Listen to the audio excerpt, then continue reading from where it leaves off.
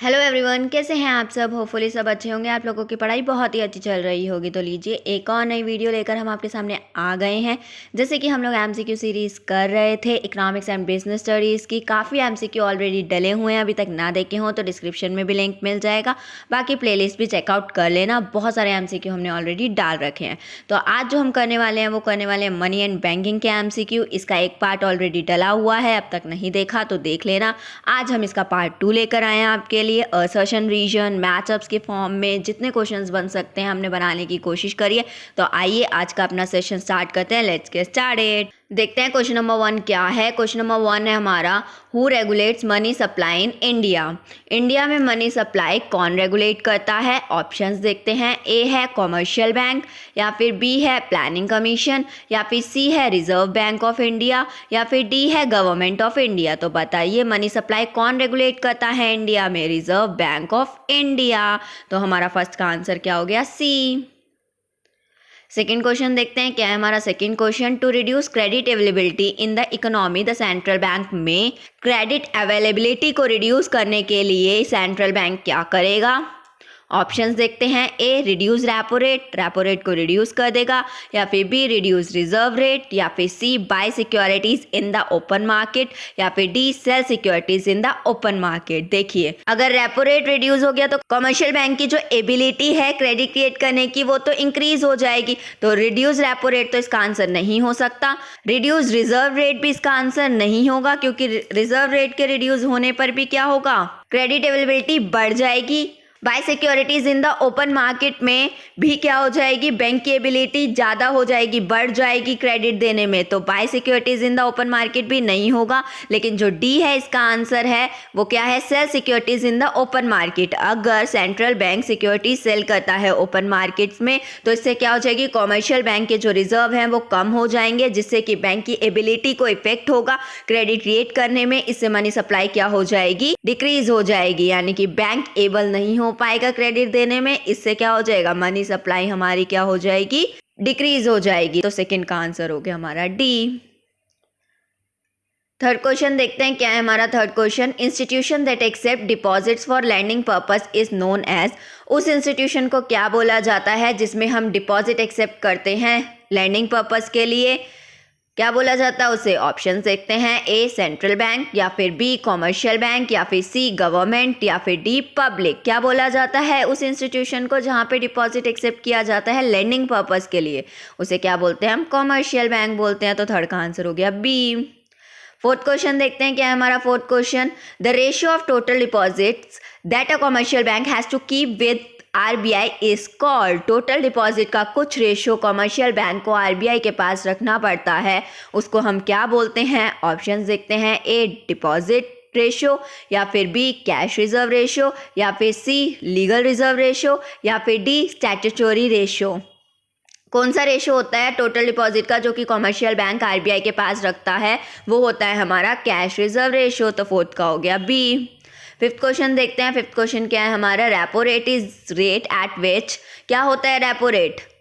A commercial bank purchase government securities from the central bank. क्या repo rate वो rate होता है जिसपे commercial bank government securities purchase करता है सेंट्रल बैंक से।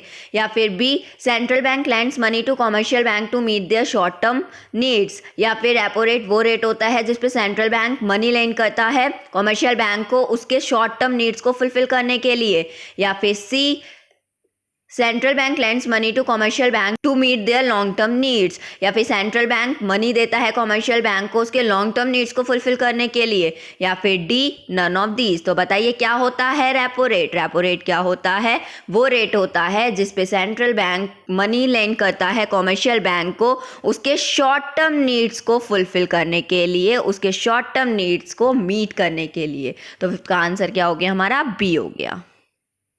सिक्स क्वेश्चन देखते हैं क्या है हमारा six question. Assertion reason based question है। मैं बहुत सारी वीडियोस में आपको असर्शन रीजन करना सिखा चुकी हूँ, तो अब आपको असर्शन रीजन करना आ गया होगा। मैंने सेपरेट वीडियो भी बना रखी है कि असर्शन रीजन को आपको कैसे अटेम्प्ट करना है, तो वो भी आप चेकआउट कर सकते हैं।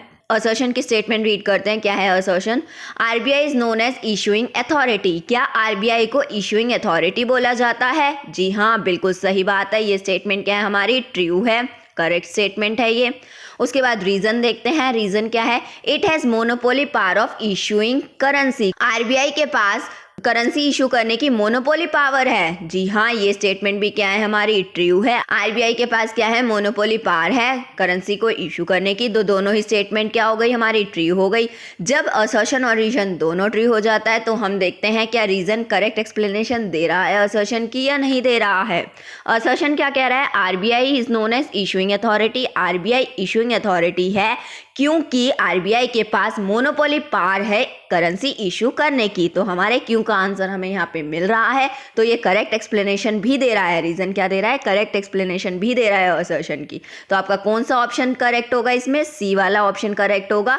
Both assertion and reason are true and reason is the correct explanation of the assertion. तो 6 का आंसर क्या हो गया हमारा, सी। 7th क्वेश्चन देखते हैं क्या है हमारा 7th question, legal reserve requirement includes, legal reserve requirement में क्या क्या इंक्लूड होता है। ऑप्शंस देखते हैं क्या है, A money multiplier and LRR, या फिर बी सीआरआर एंड एसएलआर, या फिर C total deposit and initial deposit, या फिर D all of the above. तो बताइए लीगल रिजर्व रेशियो यानी कि एलआरआर में क्या क्या इंक्लूड होता है, सीआरआर एंड एसएलआर। तो 7th का आंसर क्या हो गया हमारा, बी। आइए क्वेश्चन नंबर 8 देखते हैं क्या है question number 8, assertion reason based ये क्वेश्चन है, रीड करते हैं इसका असर्शन क्या है।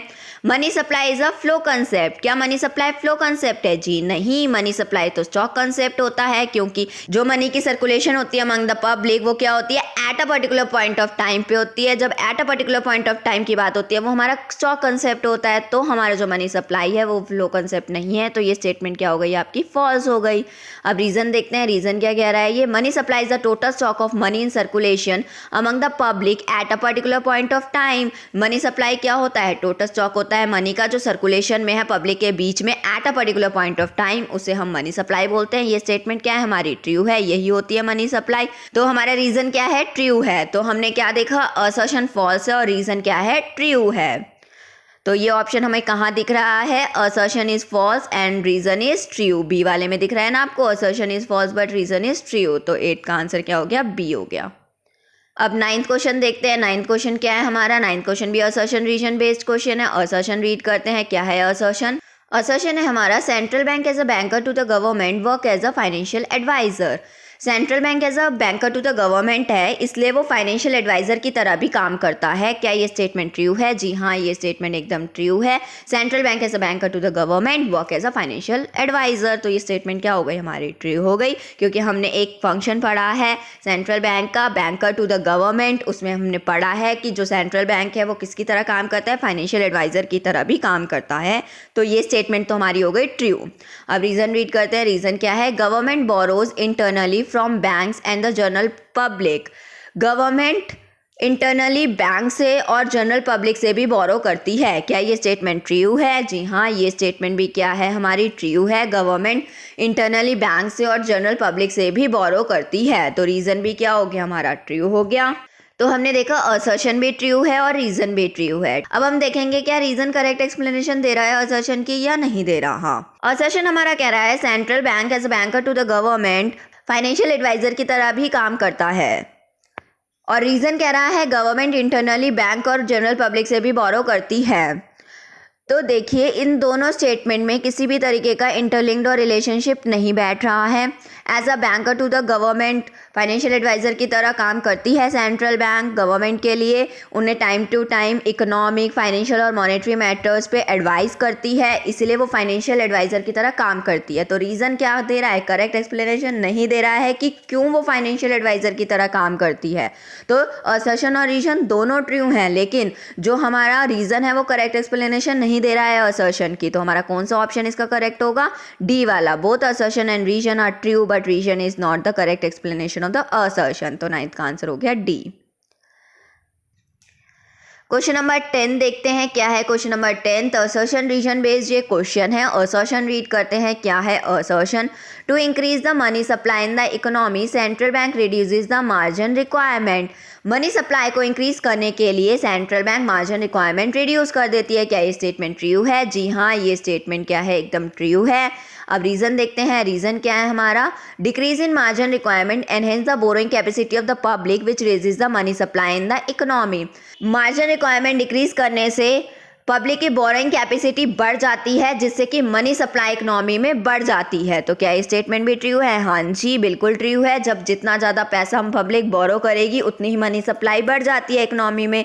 तो डिक्रीज इन मार्जिन रिक्वायरमेंट से क्या हो जाता है, बोरोइंग कैपेसिटी बढ़ जाती है पब्लिक की, जिससे कि मनी सप्लाई भी बढ़ जाती है। तो रीज़न भी क्या हो गया, ट्रू हो गया।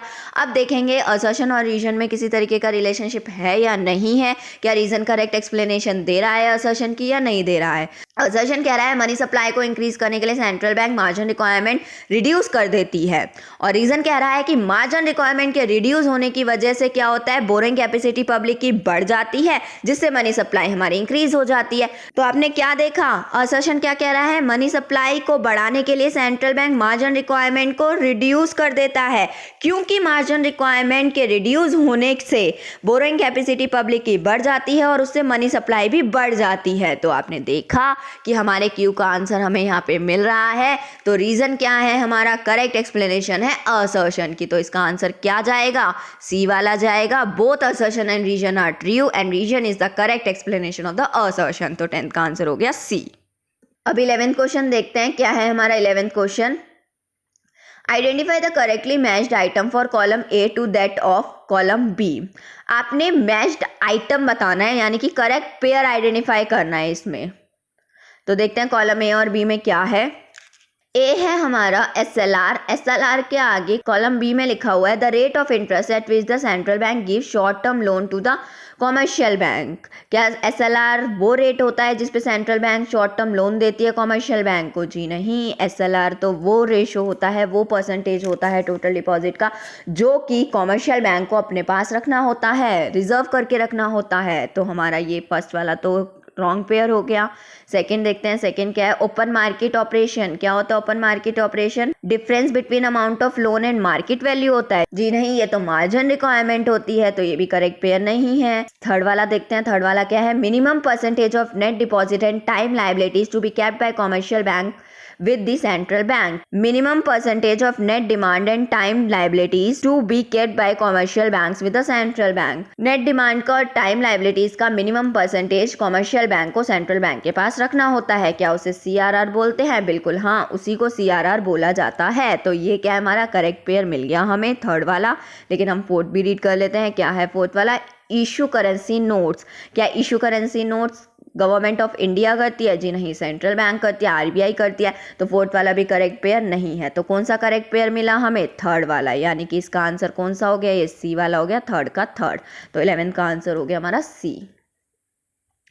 12th क्वेश्चन देखते हैं। 12th क्वेश्चन भी हमारा असर्शन रीजन बेस्ड क्वेश्चन है। रीड करते हैं, क्या है असर्शन।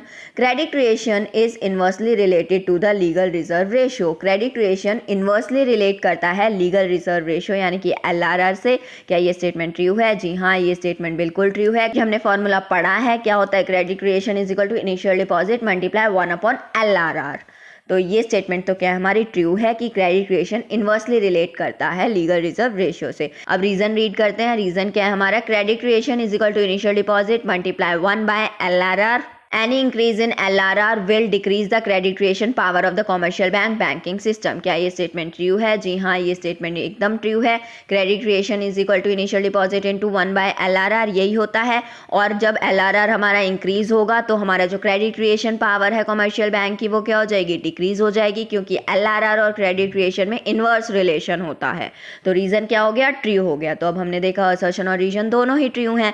अब ढूंढेंगे कि क्या रीजन करेक्ट एक्सप्लेनेशन दे रहा है असर्शन की या नहीं दे रहा। असर्शन क्या कह रहा है, क्रेडिट क्रिएशन इनवर्सली रिलेटेड होता है लीगल रिजर्व रेशियो से। इनवर्सली का मतलब अगर एलआरआर बढ़ेगा तो हमारा जो क्रेडिट क्रिएशन पावर है वो कम हो जाएगी, यही होता है इसका मतलब। आपको रीजन में दे रखा है क्यों इनवर्सली रिलेट होता है एलआरआर क्रेडिट क्रिएशन से, ये इस फॉर्मूले की वजह से। और जब एलआरआर इंक्रीज होगा तो हमारी क्रेडिट क्रिएशन पावर क्या हो जाएगी, डिक्रीज हो जाएगी। तो हमारे क्यों का आंसर, असर्शन के क्यों का आंसर रीजन में मिल रहा है। तो यानी कि रीजन करेक्ट एक्सप्लेनेशन दे रहा है असर्शन की। तो कौन सा ऑप्शन चला जाएगा इसका, 12th का चला जाएगा सी वाला। Both assertion and reason are true and reason is the correct explanation of the assertion. तो 12th का आंसर हो गया सी। अब 13th क्वेश्चन देखते हैं क्या है हमारा 13th question. Dash is the main source of money supply in economy. Economy में मनी सप्लाई करने का कौन सा मेन सोर्स है बताइए। ऑप्शंस देखते हैं, ए कॉमर्शियल बैंक, या फिर बी सेंट्रल बैंक, या फिर C both A and B, या फिर डी गवर्नमेंट। तो बताइए कौन सा मेन सोर्स है मनी सप्लाई इन इकोनॉमी, कौन सा है। 13th का आंसर है C commercial bank and central bank both are the main source of money supply in an economy. तो 13th का आंसर हो गया आपका C both A and B. 14th question देखते हैं क्या है हमारा 14th क्वेश्चन। 14th क्वेश्चन भी हमारा असर्शन रीजन बेस्ड क्वेश्चन है, रीड कर लेते हैं। Statutory liquidity ratio is the minimum percentage of net demand and time liabilities with the commercial bank are required to maintain with themselves. SLR आपको पता है क्या होता है, मिनिमम परसेंटेज होती है नेट डिमांड और टाइम लायबिलिटीज़ की, जो कि कॉमर्शियल बैंक को अपने पास रखनी होती है, मेंटेन करके रखनी होती है, यानी कि एक तरीके का रिजर्व है जो कि कॉमर्शियल बैंक अपने पास मेंटेन करके रखेगा। ठीक है, तो क्या ये स्टेटमेंट ट्रू है? जी हाँ, ये स्टेटमेंट ट्रू है। और रीज़न क्या कह रहा है? SLR is the component of legal reserve ratio which affect the credit creation in the economy. SLR क्या है? एक कंपोनेंट है लीगल रिजर्व रेशियो का जो कि इकोनॉमी की क्रेडिट क्रिएशन को इफेक्ट करता है। जी हाँ, बिल्कुल इफेक्ट करता है। तो ये स्टेटमेंट भी क्या है हमारी? ट्रू है। अब दोनों स्टेटमेंट ट्रू है। देखेंगे क्या रीजन करेक्ट एक्सप्लेनेशन दे रहा है असर्शन की या नहीं दे रहा है। असर्शन बता रहा है कि SLR का मतलब होता है कि कॉमर्शियल बैंक को कुछ रिजर्व अपने पास मेंटेन करके रखना होता है। ठीक है, लेकिन रीजन उसके क्यों का आंसर नहीं दे रहा कि क्यों मेंटेन करके रखना होता है, बल्कि रीजन बता रहा है कि SLR एक कंपोनेंट है लीगल रिजर्व रेशियो का, जिससे कि इकोनॉमी में क्रेडिट क्रिएशन इफेक्ट होता है। तो रीजन और असर्शन में किसी तरीके का रिलेशनशिप नहीं दिखाई दे रहा है, कोई इंटरलिंक नहीं दिखाई दे रहा है, कोई एक्सप्लेनेशन नहीं बता रहा है रीजन असर्शन की, उसके क्यों का आंसर नहीं दे रहा है कि क्यों रिजर्व मेंटेन करके रखना होता है कॉमर्शियल बैंक को अपने पास। तो हमारा जो रीजन है वो करेक्ट एक्सप्लेनेशन नहीं दे रहा है असर्शन की। तो ये कौन सा ऑप्शन जाएगा? डी वाला जाएगा। Both assertion and reason are true but reason is not the correct explanation of the assertion. तो 14th का हो जाएगा डी। अब 15th क्वेश्चन देखते हैं क्या है हमारा 15th question. Identify the correctly matched pair of the item in column A to that of column B. आपको करेक्ट पेयर बताना है कॉलम ए एंड बी में। तो देखते हैं क्या है। फर्स्ट है हमारा मनी सप्लाई, जिसके आगे लिखा हुआ है total stock in circulation. Money supply का यही मतलब होता है, टोटल स्टॉक इन सर्कुलेशन। तो हमारा ये पेयर तो करेक्ट है, लेकिन हम फिर भी आगे के देख लेते हैं।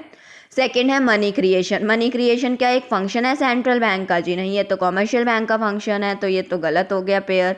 थर्ड है store of value. Store of value function of commercial bank है? जी नहीं, ये तो फंक्शन ऑफ मनी है। तो और फोर्थ है हमारा M1 क्या लीस्ट लिक्विड होता है? जी नहीं, वो तो मोस्ट लिक्विड होता है। तो हमारा कौन सा करेक्ट पेयर हुआ इसमें? फर्स्ट वाला हमारा करेक्ट पेयर हुआ। तो हमारा कौन सा आंसर हो गया? ए वाला। यहाँ दिख रहा है ना फर्स्ट का फर्स्ट। तो 15th का हमारा आंसर हो गया 15th का ए। आज के लिए बस इतना ही, बाकी मिलते हैं अपनी नेक्स्ट वीडियो में। तब तक इसी तरीके से पढ़ते रहिए। वीडियो अच्छी लगे तो वीडियो को लाइक कर देना, और इसी तरीके की और बहुत सारी वीडियोस चाहिए हो तो चैनल को सब्सक्राइब कर देना और बेल आइकन प्रेस कर देना, जिससे कि कोई भी वीडियो हम डालते हैं तो आपके पास नोटिफिकेशन चली जाएगी। तब तक के लिए इसी तरीके से पढ़ते रहिए, अपने दोस्तों के साथ इस वीडियो को शेयर करते रहिए और हमारे चैनल के साथ जुड़े रहिए। Thank you so much.